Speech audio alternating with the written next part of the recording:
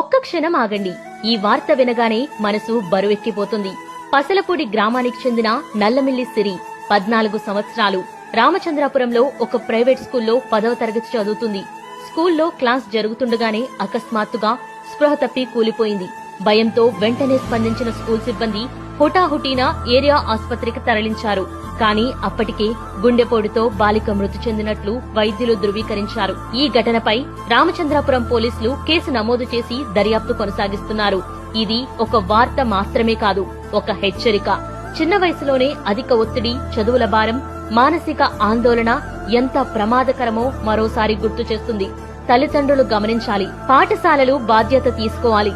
పిల్లల ఆరోగ్యం శారీరకంగా, మానసికంగా అత్యంత ముఖ్యం. చదువు అవసరమే, కానీ జీవితం అంతకంటే విలువైనది. చిన్నారి సిరికి ఘననివ్వాలి. ఈ సంఘటన మళ్లీ పునరావృతం కాకుండా మనమంతా అప్రమత్తంగా ఉండాలి. మీ అభిప్రాయాన్ని కామెంట్ చేయండి. ఈ వీడియోను షేర్ చేయండి అవగాహన కోసం.